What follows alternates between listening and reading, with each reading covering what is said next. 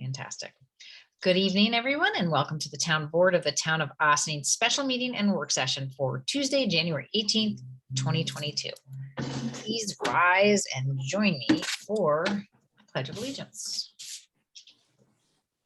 I pledge allegiance to the flag of the United States of America and to the republic for which it stands, one nation, under God, indivisible, with liberty and justice for all.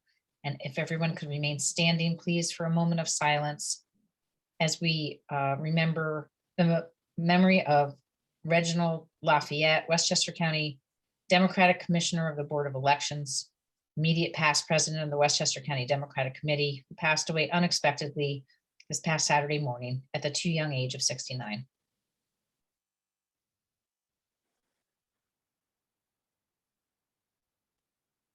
Thank you.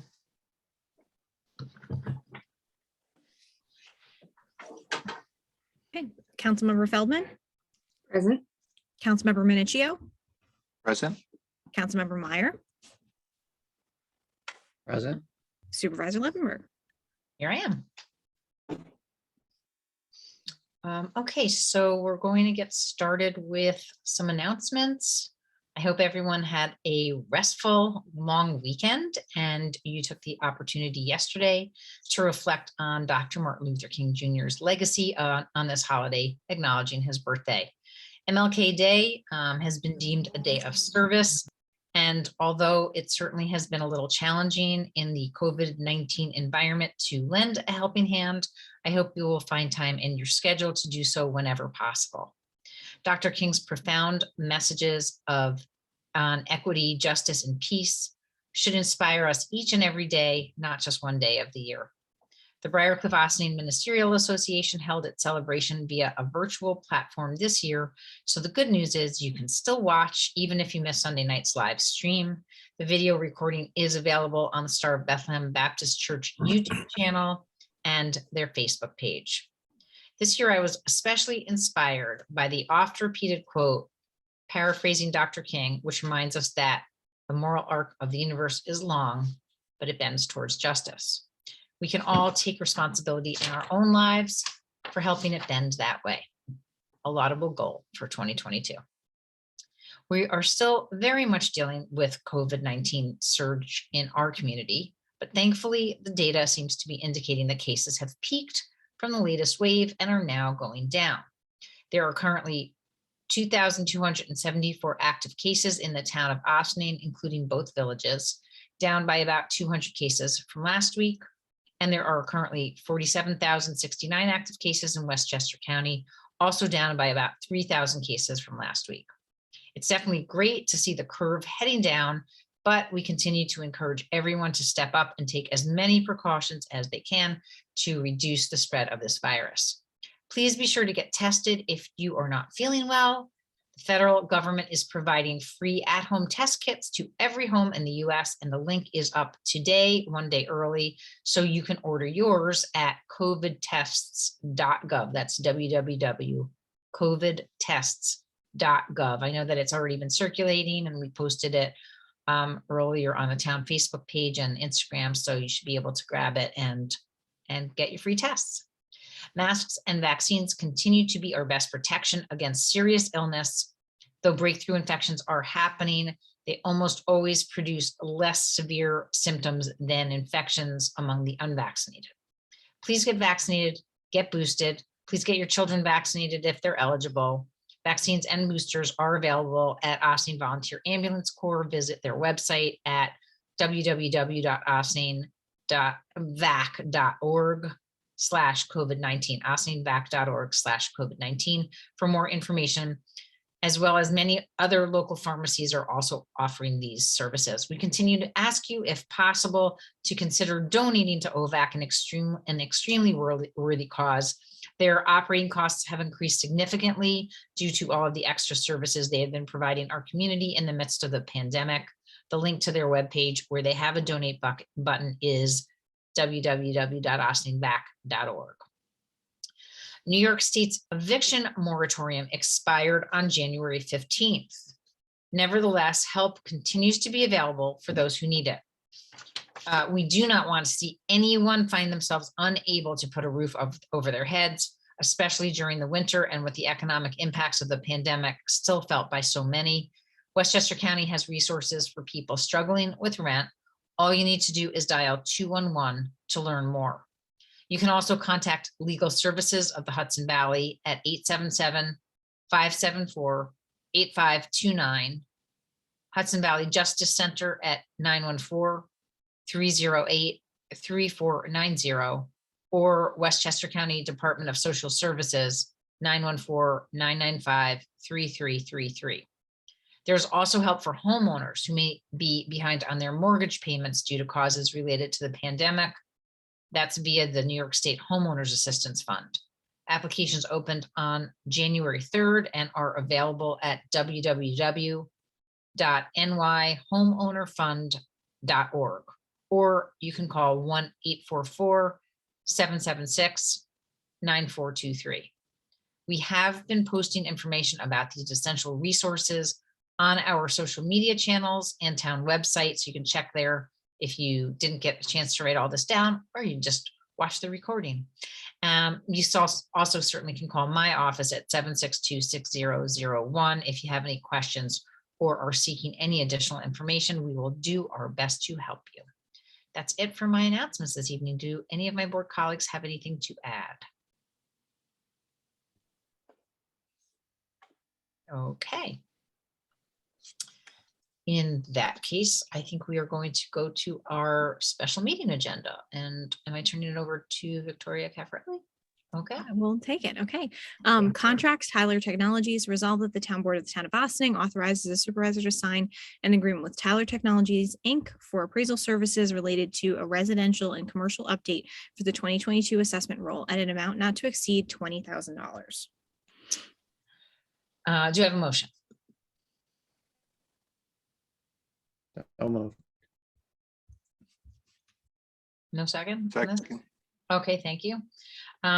So this is a leftover item from our reorganizational meeting last week. On an annual basis, we renew our contract with Tyler Technologies for the update to our assessment roll. This year is a regular year, not a town-wide reappraisal, and so we had budgeted this $20,000 for their work. Since we have our town assessor, Fernando Gonzalez, on with us this evening, Fernando, is there anything that you would like to add about this?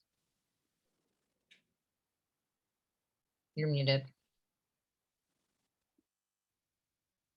You're still muted, Fernando. You're muted.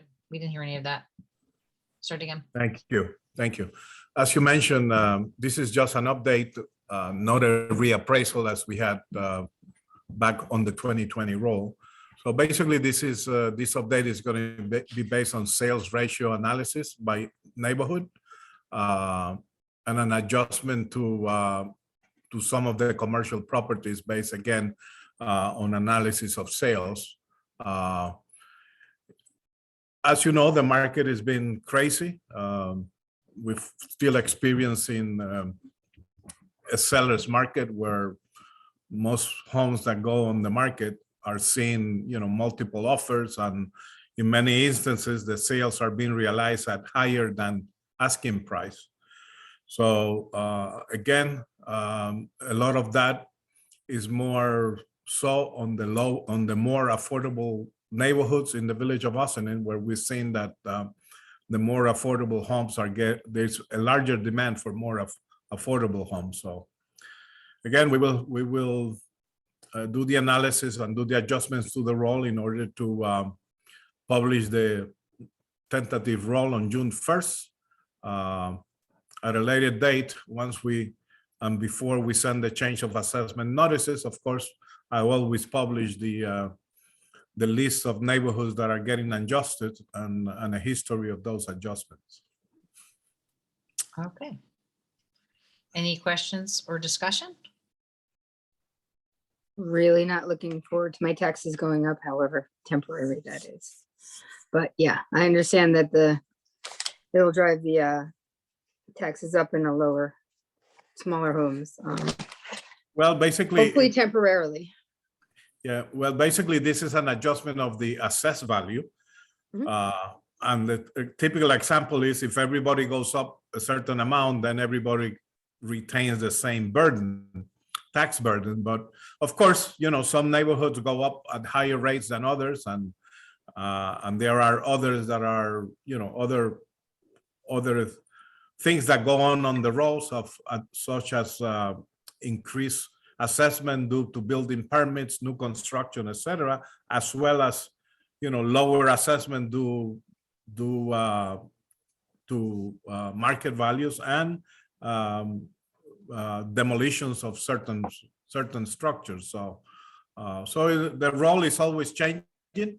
Fortunately, in the past 6-7 years since the reassessment, we've been experiencing increases in taxable assessed value, which helps maintain the lower rates. So it depends again on how much of an increase in assessed value an individual gets, and also what happens with every other parcel in the roll.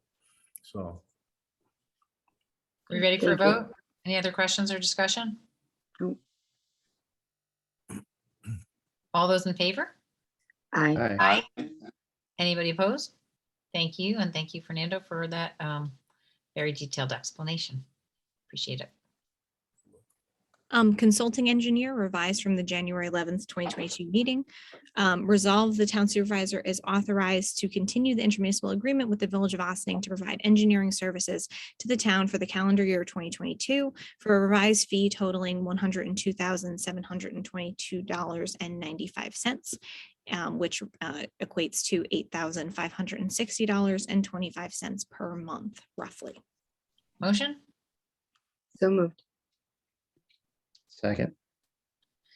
So this is another leftover from our reorg meeting. We have a resolution to amend the resolution we adopted last week to continue an intermunicipal agreement with the village for consulting engineer services. This resolution reflects an increase of $2,186 from 2021, which corresponds to a 4% increase in compensation for the village staff assigned to this work on behalf of the town. This aligns with the salary increase afforded to all other management positions in the town for 2022, which were frozen in 2021. So it seemed fair to apply the same increase to these important members of the town team. This increase was brought to our attention too late for last week's meeting, but thanks to our wonderful comptroller, Dale Brennan, we have the revised figures for this week's meeting. Questions or discussion? All those in favor? Aye. Aye. Anybody opposed? Personnel resignation. Resolved that the town board of the town of Ossining hereby accepts with regret the resignation of town councilwoman Gabrielle Hamilton effective January 14th, 2022. Do I have a motion? So move with regret. Second with regret. And it is with great regret that we accept the resignation of town councilwoman Gabrielle Hamilton, who was recently sworn into the town board for her first term. As Gabby shared during the inauguration, she's been fighting brain cancer since her diagnosis in July. And unfortunately, the treatments that will hopefully help heal her are making it challenging for her to participate fully as a town board member at this time. We are all so very sad that not to have her with us this evening, and in the future, we wish her well. We sent her all of our healing thoughts and prayers. Later in tonight's meeting, we will discuss as a board how we want to move forward to approach this unexpected vacancy. All those in favor with great regret? Aye. Aye. Aye. Aye. Thank you. And with that, may I have a motion to adjourn the special meeting to start our work session? So moved. Second. All in favor? Aye. Aye. Thank you. So first up for our work session this evening, we have a departmental report from our friend, our Chief of Police, Kevin Sylvester. Good evening, everybody. Madam Supervisor, members of the board, Councilman Minichio, welcome. Thank you. Thank you, Chief. So for January, I usually like to look back and do a little bit of a recap on on the year prior. Usually this is like a really joyous occasion. We look back and all the things that we forgot that we've done over the course of a year. It often feels like we didn't accomplish much. And then we start reviewing all the lists of things we've done. And it's always sort of surprising to us to see how much we've done. I sat here tonight with Lieutenant Donahue, who we'll talk about in just a moment. He reminded me that really carrying on operations in the face of a pandemic with no service interruptions is remarkable in itself. So while our list of outreach things is sadly not what it normally is in a year, I'm still sort of surprised and pleased to see how much we were able to accomplish. And, you know, again, while so many people were able to work from home and modified work schedules, the men and women that work here came in every single day and worked valiantly, and we're appreciative for that. So here's what we did do this year. 28,769 calls for service, which is on par with the average over the last 5 years. It's right about the same volume of work as we had pre-pandemic. However, only 330 arrests in 2021, which is down about 50% from 2017 and 18 time. I attribute that both to legislation related to cannabis, which eliminates quite a few arrests. And also during the pandemic, there's just not as many. While we handle lots and lots of quality life calls for service and quite a few very serious things, many people were just staying in their house. And for that reason, we don't end up with as many arrests. We issued 1,236 traffic tickets, a significant decrease. Keep in mind that during this year, we spoke to our staff about the importance of being safe and oftentimes using discretion where they can to not have to be face-to-face with people when everybody was trying to stay socially distanced, traffic enforcement being difficult during certain periods of that time. However, issuing 17,104 parking tickets, a bit above average. Things that went on during 2021, the big thing was police reform. A lot of that getting done, some easy stuff knocked out right away. If you go to the village's website under the police tab, you can find the entire department manual and see all of our rules and regulations. You can find email addresses and you can reach out to every single employee of our department individually on there. We've adopted policies like a renewed use of force policy that complies with all of the most contemporary expectations, as well as things like anti-bias and anti-racist policing policies. Things that are still in progress. A couple of weeks ago, I sat on the panel of reviewers for the Westchester County Department of Community Mental Health, where we reviewed RFPs for mobile crisis units. And I know that they have reviewed those. I know that they have made a decision on who the awardee will be. I don't believe they've made that announcement public yet, but there should be an announcement soon. That program, which is an expanded version of what had existed many years ago and then ceased to exist for a period of time, should provide us with a mobile response unit from the Department of Community Mental Health. And Westchester County has been divided up into different catchment areas. So I know that there's one in Yonkers, there's one in Port Chester. Austin will actually be home to one of the catchment areas. So the good news is in addition to the county providing this service, we're actually going to be the home base for one team. So things still to be worked out are where exactly they're going to be located. We're not certain that we're actually going to have them inside of our building, but we are certain that we're going to have them here with us as often as possible in order to set the example for this area. We'll be sharing that team with, I believe, Briarcliff, Croton, Sleepy Hollow, and the town of Mount Pleasant. So looking forward to that. Although that sounds like a nice bunch of communities who might not use it so much, we do know that that team will be shared with the Westchester County Shelter, which is located in the town of Mount Pleasant. So it should be a busy back and forth to see how we can get the most use out of them. But one thing is for certain, long before police reform, police departments have been saying that we need mobile crisis. We want mobile crisis. And we're excited to have that come back because that's an important aspect of keeping people safe and ensuring that we're getting them the help that they need rather than simply arresting people. In terms of training, expanding, all of our ordinary trainings are going on for the year. Expand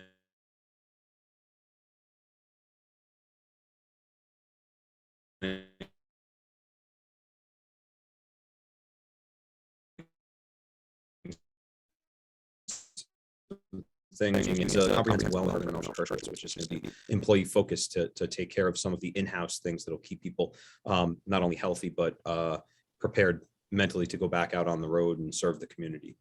Some really cool things we did this year. In January, we launched Policia de Asning, our dual language Facebook page, which is the only one of its kind. I continue to challenge the world and find somebody else who has it. I have asked people in almost every state, nobody's heard of anybody doing anything like it.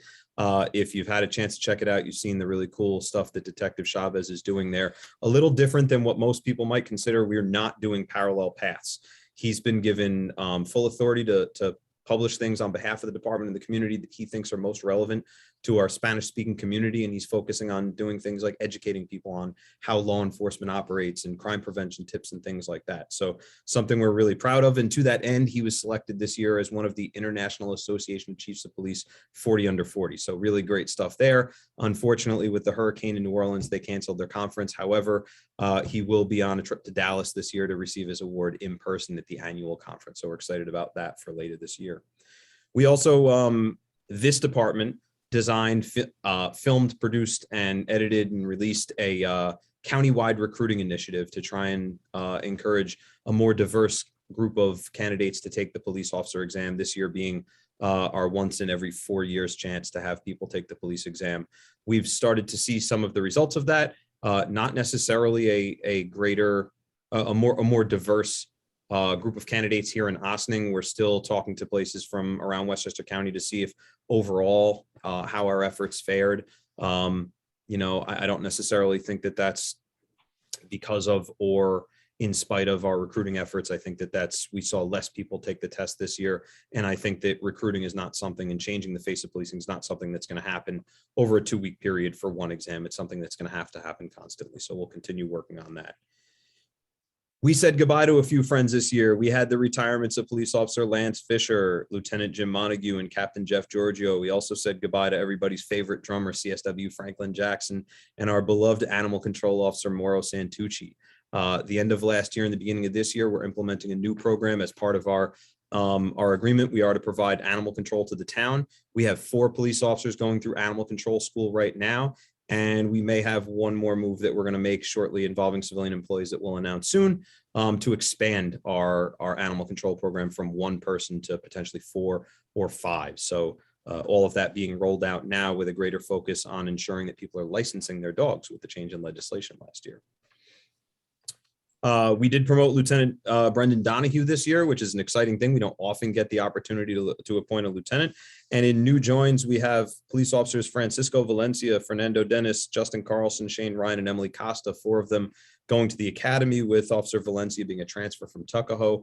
We did manage to bring in 1 female police officer, 2 Spanish speaking.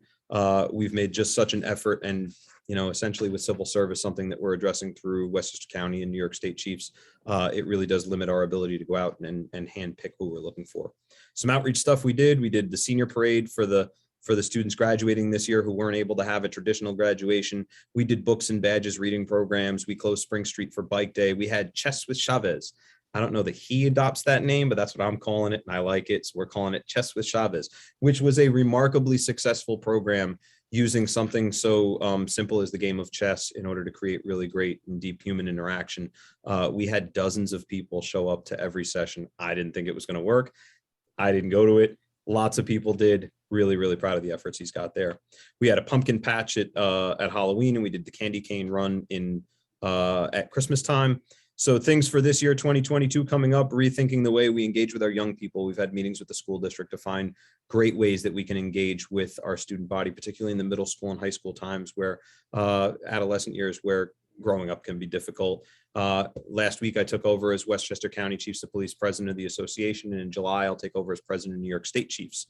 We are, overall, our goal for this year is to take a comprehensive look at operations, focus on leadership, continuity of operations, development of junior personnel, so that we can create community partnerships that sustain a long-term culture of community-oriented policing. It's been a tough couple of years in policing. It's been a tough couple of years in Ossining. It's been a tough couple of years in this department.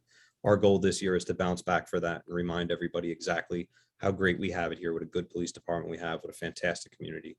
We're looking forward to getting back to fun and back to normal. Thank you. Thanks, Chief. That was a great report. Really appreciate All right, I got a you. little long. I said nothing happened, and then I had a whole list of stuff. This is how it goes. We said nothing happened in 2021, and then we realized we were really busy.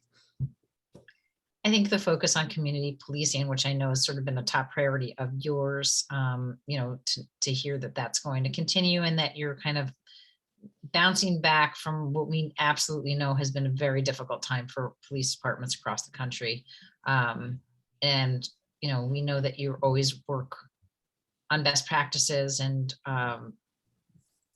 obviously there is no department that's perfect, far from it. But everything's a work in progress. That's true for us in town, on town board as well. We're always a work in progress. And I think that, hearing about some of the efforts that you're making to address those issues, not only from the police reform review board, but also just within your own ranks is laudable. So thank you for that. I'll open it up to my board colleagues if anybody has any questions, comments. Thank you for all you Just do. thank you for all the work that you do and your team, all of your officers have been doing. Your frontline workers. I know that, in the beginning, it was very unclear what we were up against and how much risk we were putting ourselves and our families in. And yet every one of them showed up to work. And, I thank you and every one of you for being there, never stopping being there for our community and for all that you do. So thank you.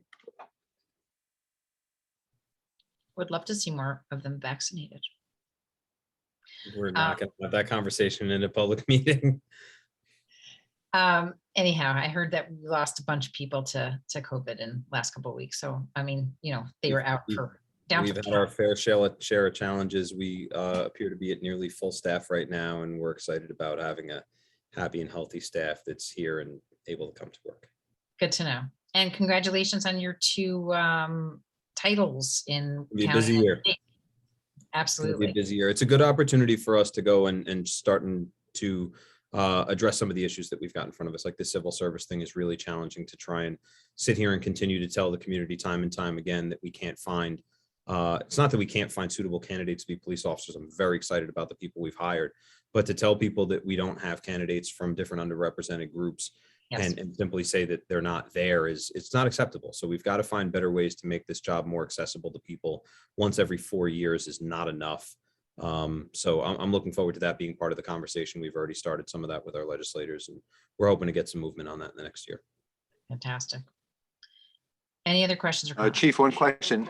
Yeah, sir. Chief, one question. How much participation do we get from the town residents as far as the test goes to be a police officer?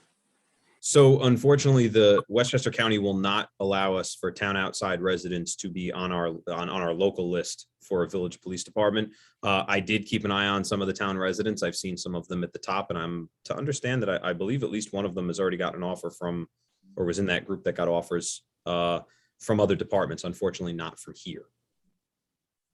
We've worked on that also in terms of lobbying, and it's again, that's like another.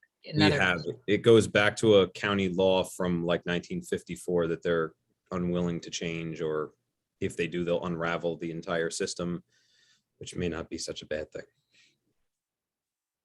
That's something we should work at. Yeah, we should give an opportunity to all town residents to have an opportunity to the position. That's been my hope from day one. I've always wanted it to be one police department for one community where we could have town residents there as well. We have at least one that's come that was on a town list, had transferred in from somewhere else, but to be able to take people directly, really that's something that we wanted right from the start. Any other questions or comments? Thank you, Chief. Very much appreciated. And everybody. Night. Next, we are continuing our discussion on our first proposed local law of 2022 to increase the tax exemptions available to our veterans.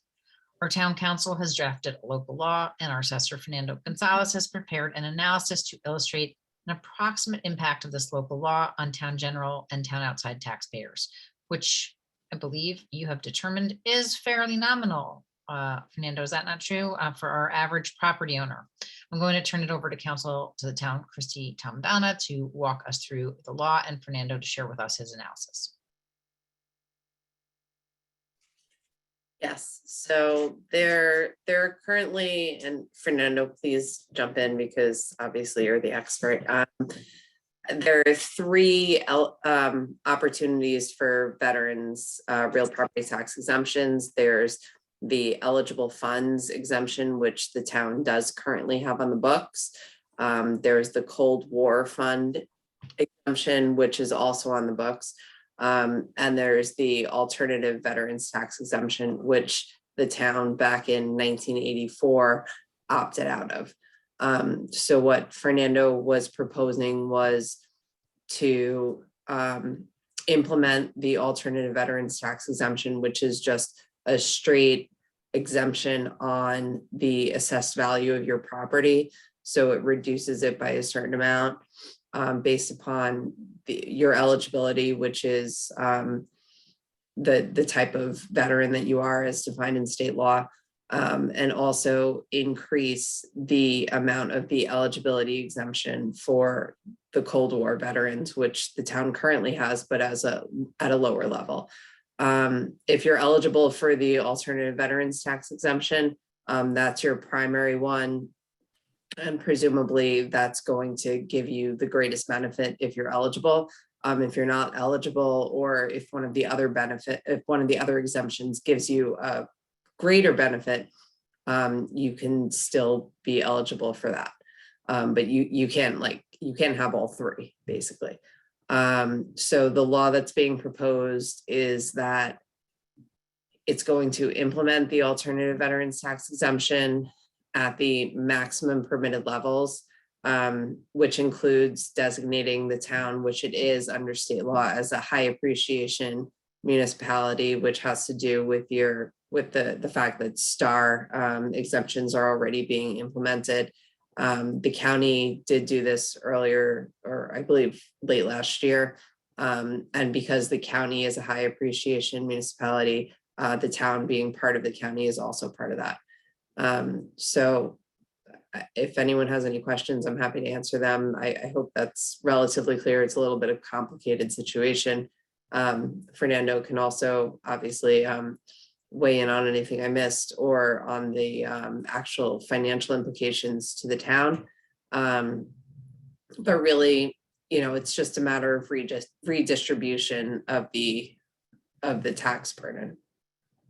Fernando, I do have that analysis that you prepared. Do you want me to share that on the screen? Would that be helpful? Yes, I'll be glad to go over it.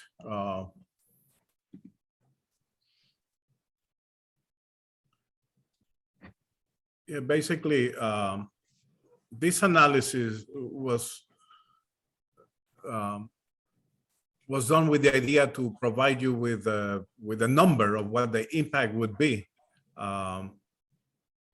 Now, of course, as I mentioned earlier, everything impacts the tax rate, not only the individual's assessment and exemptions, but also, what new construction, demolition, etc. So if the only changes to the 20, and I use the 2021 roll, the most recent, that we levy taxes on, so that we can do a comparison. But if the only change to the roll was this increased exemptions for veterans, and this taxable value loss was the only change, the budgets remain the same, assuming everything else remained the same, all the other assessment, this is a worst case scenario. And basically, knowing that we have 160 alternative veterans, 9 of them are disabled. If you look at the top, thank you. Yeah, take it all the way to the top so I can see the first slides. Okay, it's hard to show it all. I'm trying to pull it yeah. So let's start with a Cold War veteran, which we currently have, where we have 309 parcels with that exemption, and 12 with the same exemption plus the disabled. The current exempted amount with the 12,000 limit and 40,000 for disabled is a total of 12 millions. I'm sorry. It's a total of 3,708,000 for the basic exemption, and for the disabled, another 437 reduction.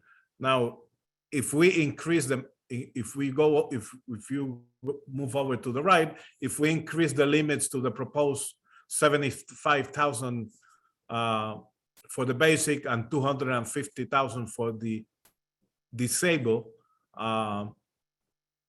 the estimated exempt amount then would go from the 3,708,000 to 23,175,000, and for the disabled portion from 455,000 to about 3 million. Now, this is a worst case scenario because this is constantly changing.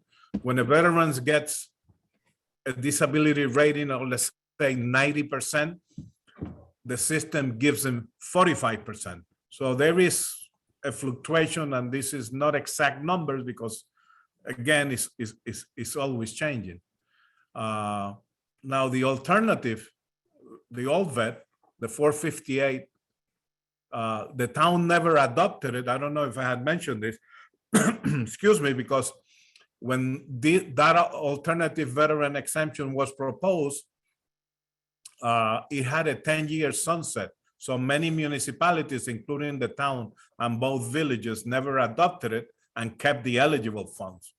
The eligible fund is always available, was always available to everybody. So so right now we have 160 veterans with eligible funds with a total exempt amount of 12,632,000. Many of those, most of those, if we adopt the alternative veteran at the proposed amount of 75,000 for the basic and 250,000 for the disabled, many veterans, but not all of them, will get a benefit, because some of them are getting a slightly more than the 75,000 in eligible funds. So those, of course, will do an analysis, and we always try to provide the veteran with the exemption that would give him the most benefits.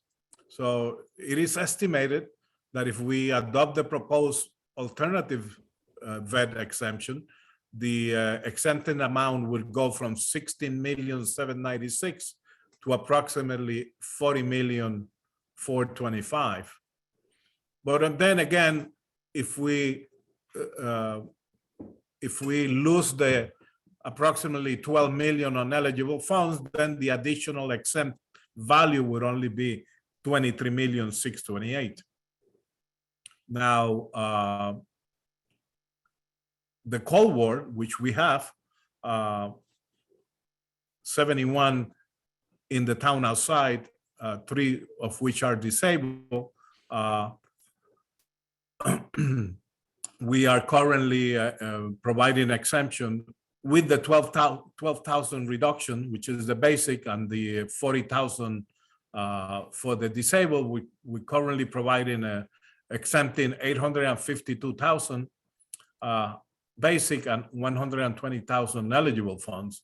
If we were to adopt the higher limits, the maximum of 75 and 250, then that would be approximately 5,325,000 for the basic exemption and 750,000 for the disabled.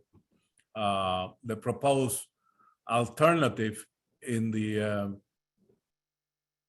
town outside, again, I'm sorry, I see that number I just mentioned, that's an error on my part. It should say town general 71 and town outside 39. So, but on the town outside, we have 39 all veterans and 1 disabled, and that would bring the proposed increase in exempted value to 5,623,000 for the. Sorry, I'm trying to scroll down, but I don't. So if you go on the lower part is the tax rate calculation for the last town and county tax bill. If we were to take the total taxable value that we utilize for the last town general and town outside tax bill, which is 5,213,000.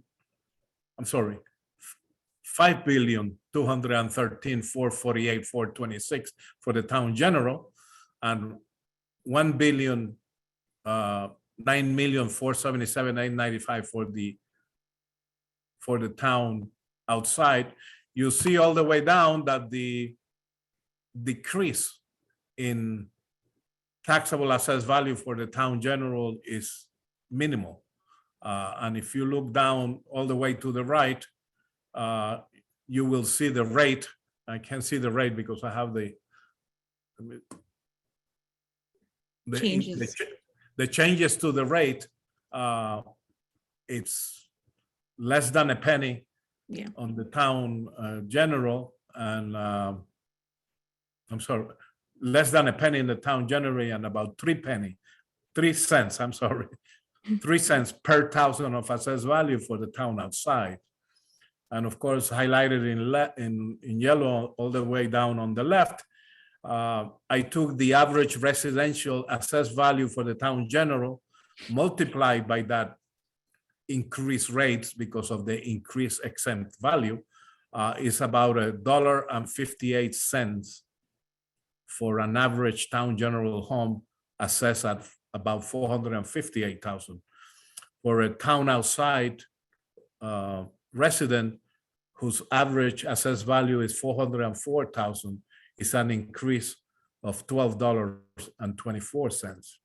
Again, this is worst case scenario in the last 6 years, as I expect this year also. Due to the market conditions, we have increasing taxable assessed value because of the values of properties in the town and villages have been increasing steadily. So ultimately, the impact, is not really felt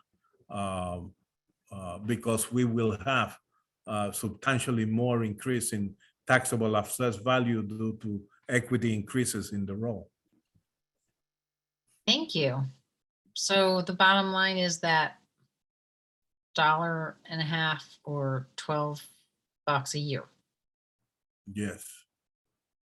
And most On people average. that I speak to are always very appreciative of the service that our veterans have provided us, and they wish we could do more. And I don't think anybody would have an issue with that. I certainly personally feel that we could do more for our veterans. And I always think that it makes sense to do the most that we can. Yes. So that's my personal opinion. And if any of the other town board would like to weigh in or has any questions, just, we can, if this is something that we would, the next steps, Chrissy, I don't know if you want to just talk about what the next steps would be. This is the first time that we're just introducing this for discussion among the town board. And then if the board were interested, then the next step would be to call for a public hearing. The public hearing's already been called for. Oh, we already called for that. Okay. That was last meeting. This was discussed at the January 4th work session. Right. And at the reorg meeting, the board did call for a public hearing. So this is kind of a follow-up with Fernando's financial analysis, as well as a draft of the local law for the board's review. And so you can see like substantively what this looks like. So there is currently scheduled for January 25th, next Tuesday, a public hearing. So that's the next step. And then the board can hear what the public thinks and proceed accordingly. I, for one, am all in favor of continuing.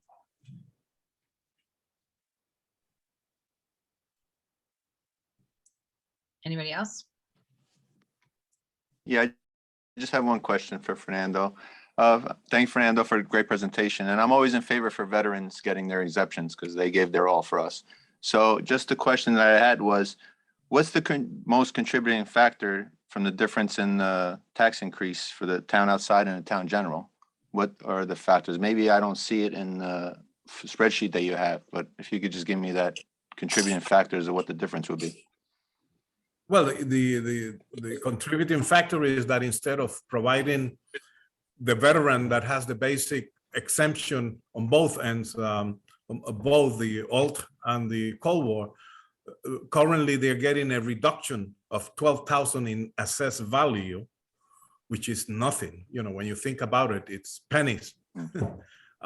When the average home is around 450,000, a reduction of 12,000 in taxable assessed value is nothing. And if we adopt the increase to 75,000, is a little more meaningful. So that's what's contributing to the increase in exemption.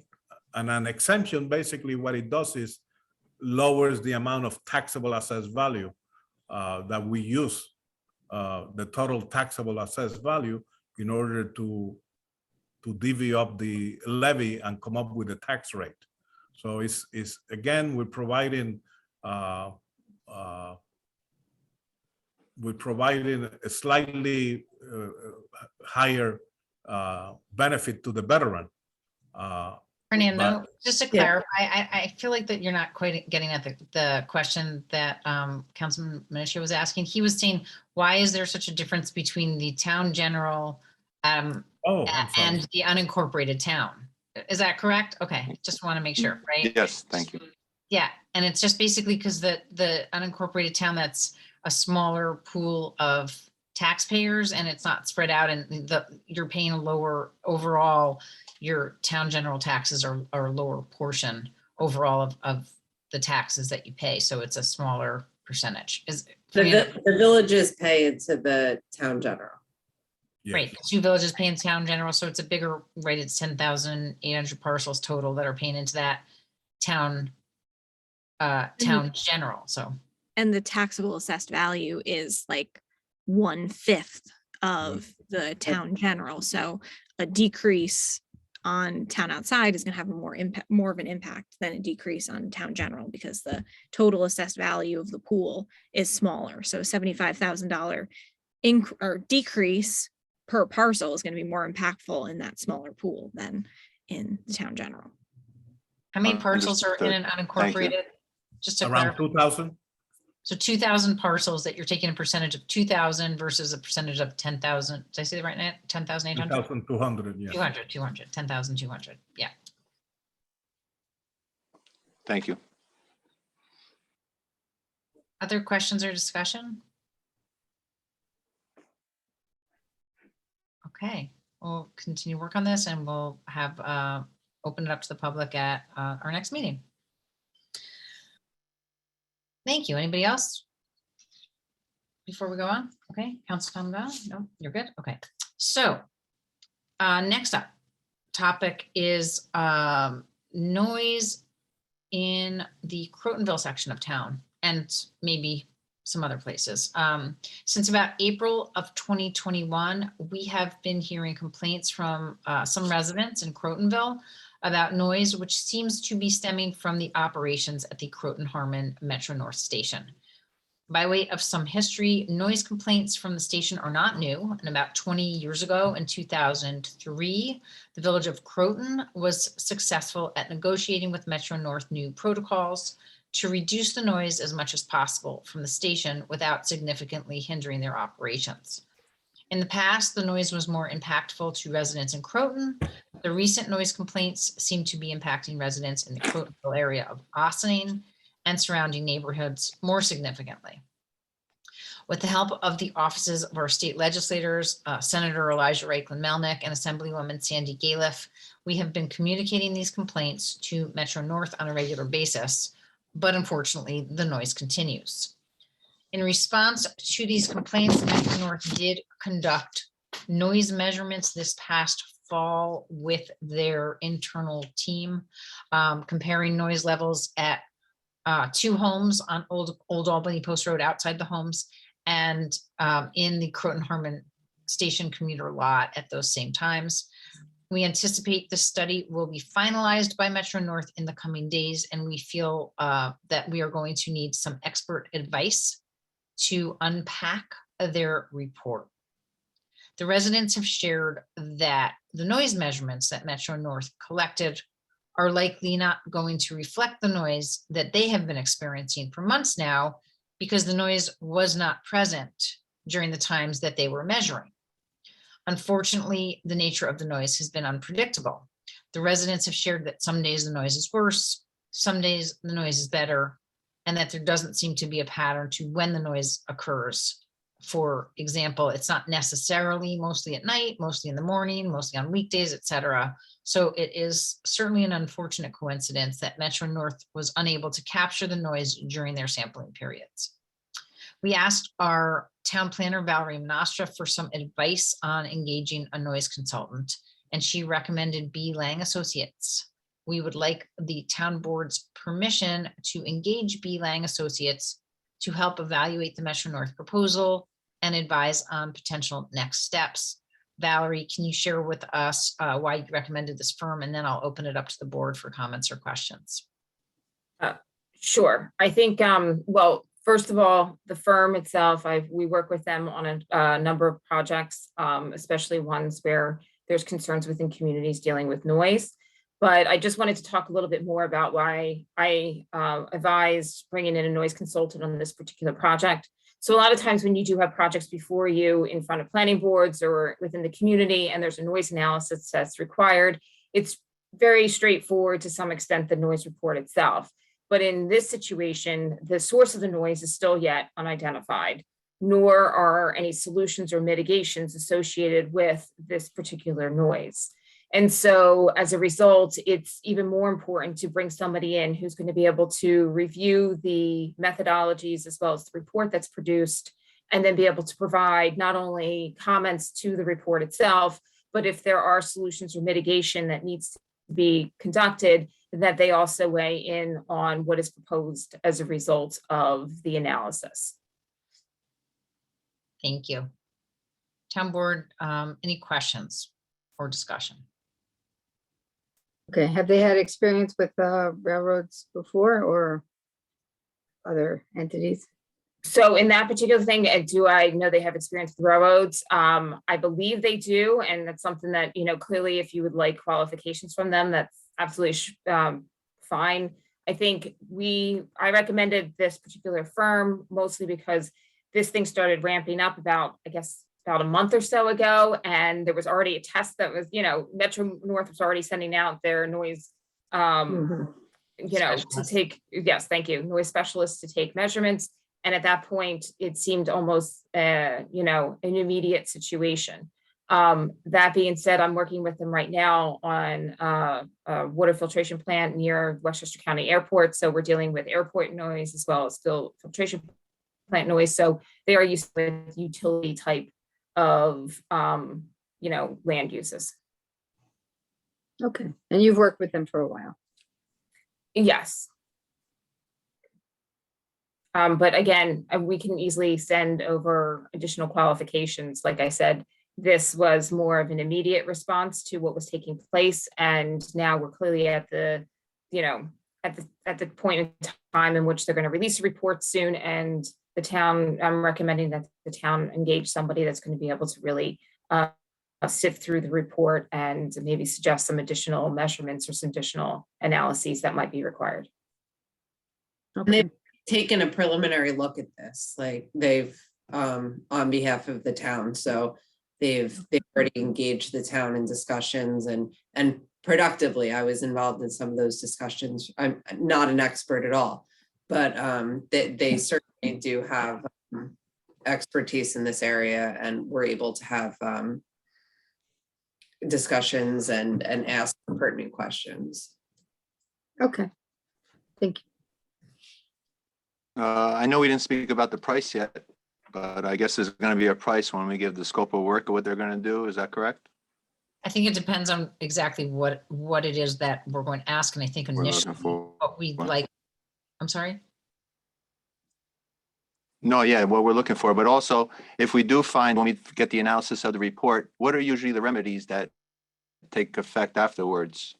If this was to come out, you know, favorable to us, that it's noise-worthy and all that, what are certain remedies that you can participate in and take action on?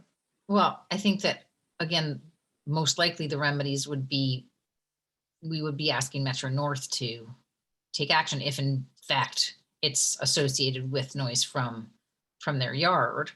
Right, And some of it can be associated with the actual, like, if for some reason you're able to identify the exact noise, and maybe it's at certain time periods, it could be actually how that particular noise, let's just say that source of noise is either being implemented or used on the site. But then other times it's looking at actual putting together barriers for that sound, so that if for some reason that particular use is not able to change, but we're able to identify where the source of noise is emanating from, and then identify ways of mitigating through barriers to prevent that noise from, transmitting as far as it is and disrupting those particular residents. And also just in some preliminary conversation that we did have with the noise consultant, they had suggested that it's possible that noise could bounce off structures, and that there's things that you can actually do to the structure to reduce the bounce. So, it might not necessarily be barriers. It could be other techniques that could be used to mitigate. And I also think, it's important to just understand, is there something operationally that they might be able to do, again, like similar to what happened in Croton? Is there something structurally that would need to change to reduce the sound?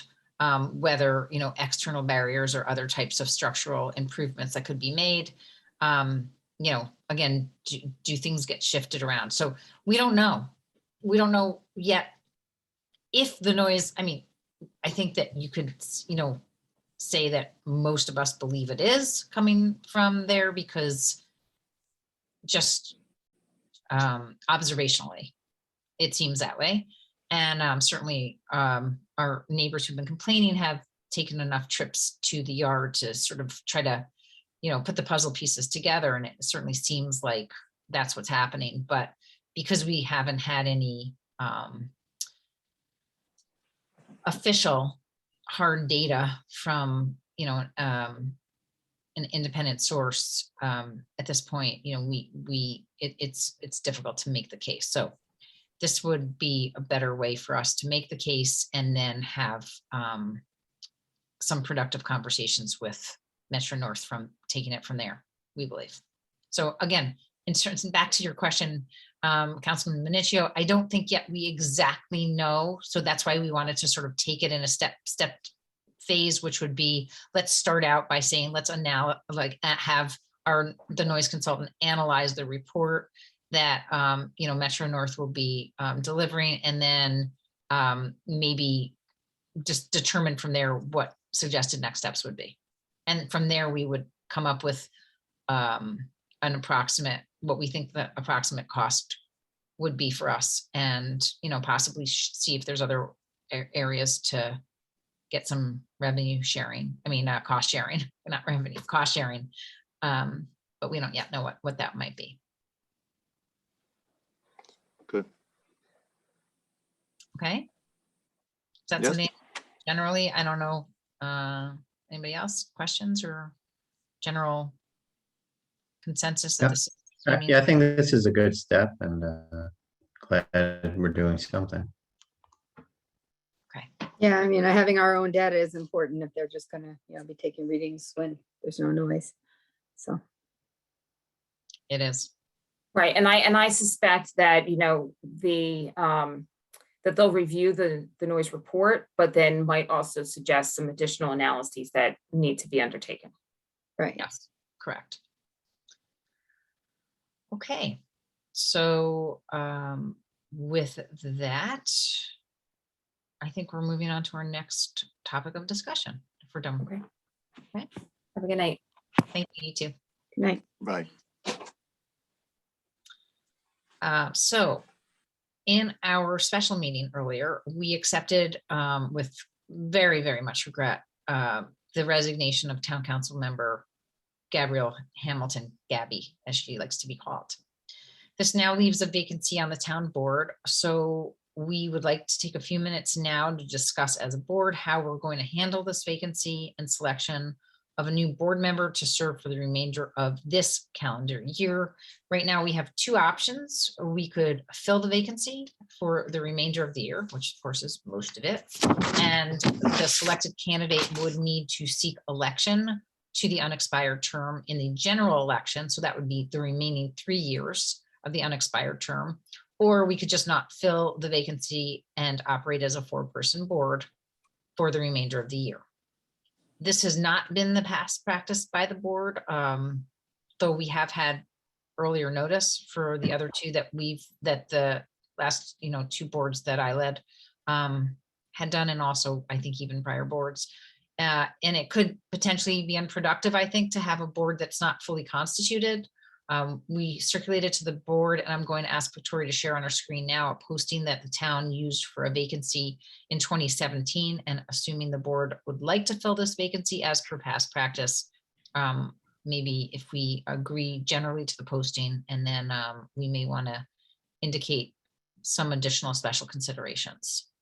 So following the unexpected resignation, this was for Councilwoman Kim Jeffrey, due to unforeseen personal circumstances, the town of Austin is seeking letters of interest for a 1-year appointment to the town board to be effective on January 1st, 2018. Please be advised that this appointment will end effective December 31st, 2018. The seat will be up for election in November of 2018 for the remainder of the 3 years of the unexpired term beginning January 1st, 2019.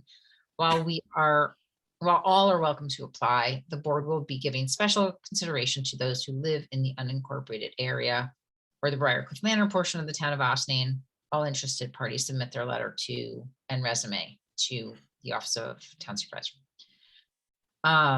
And they were given a certain amount of time. So that would be the general posting.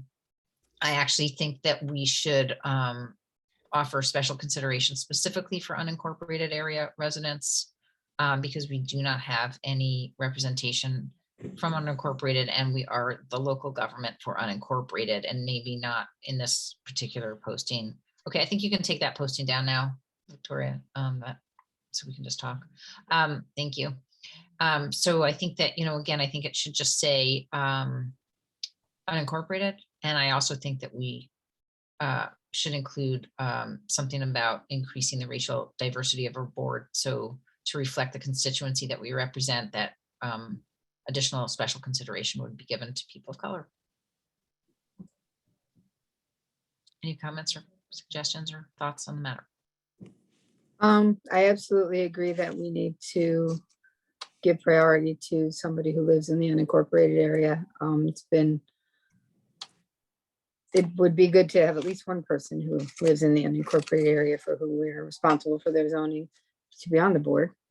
I know we've looked in the past for people to run, and we've had some success in the past, but losing Jackie, now we're without, so I think that's very important. And I agree with the format that it should take. I think we should send out the way that we did in 2017. If I remember, we got a really nice pool of qualified candidates, and I look forward to seeing who's interested this time.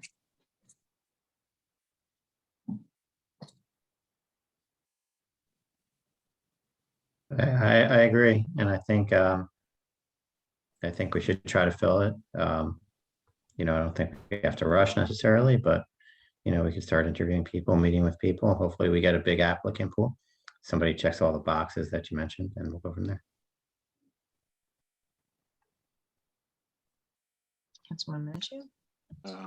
I feel the same way. I'm excited to see what the pool of applicants are going to be. And let's get the word out there and start seeing who's going to be joining us. Okay, fantastic. In that case, I think. So what does our timeline look like? We'll have to give X amount of time for applicants, and then the interview process wasn't short, if I remember correctly. So that's true. However, if somebody were interested in this position and they also were then intending to run for the remainder of the 3 years of the 4-year term, as you know, there's a petition process, there's a timeline to get on the ballot. And we are going to try to do our best to align with that timeline. So as much as we'd like to take as much time in the world, Councilman Meyer, I think that we might want to consider actually a sped up process so that we can try to better align with the selection of candidates for the election. As you know, in the past, the last couple of appointments that we had more time because at that time, the primary was in September, which meant that the petitioning process really took place in June, but now the petitioning process starts in the beginning of March. So we don't have a lot of time for if somebody in fact is going to run. And I think that it would behoove us to find somebody who's interested in running and not just filling in this less than 1 year of the seat.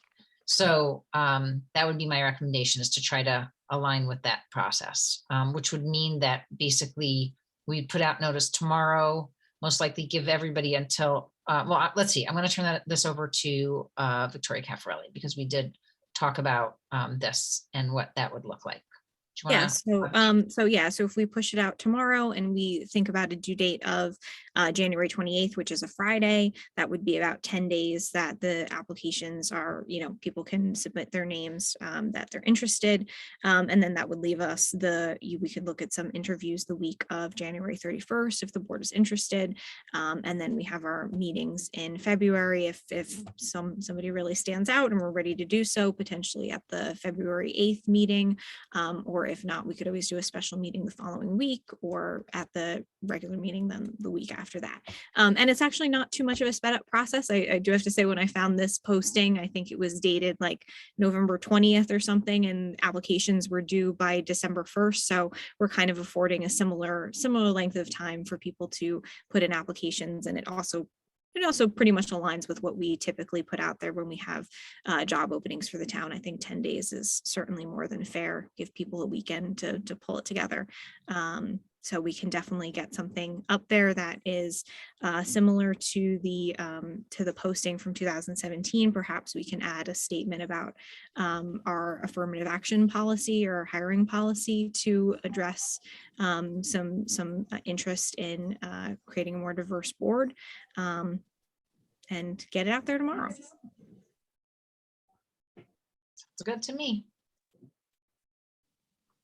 I know there's a pool of people who are already interested, so it's been circulating since our last conversation. Yes. Well, since we posted. How many applicants do you typically get? We got like 18 last time, didn't we? That sounds Okay. I was going to say about 20, I think. Yeah. We had 2 times. 1 time, 2 times. No, my- No, you know what? I think we just recently had gotten all the applications, so we just kind of went back to our other pool. But back to the original pool, right? Correct. Yeah. Mhm. No, my concern with wanting to go slow is I was just worried we're gonna get like, just 2 or 3 applicants, and we'd have to kind of figure out from there. But if we're getting a lot, I think that's I fine. think we're going to have quite a few, if you can tell by the attendees at the meeting. The other thing, and the supervisor did mention this earlier, is that yes, it would be ideal if it could align with getting someone into the long-term position, or at least be in the position to run. But it's at the discretion of the board ultimately. So you do have the time under town law to do what you believe is in the best interest of the town. Absolutely. And so there's always that opportunity. Absolutely. For the board. Absolutely. So I think that's it. Any other questions or discussion on this topic?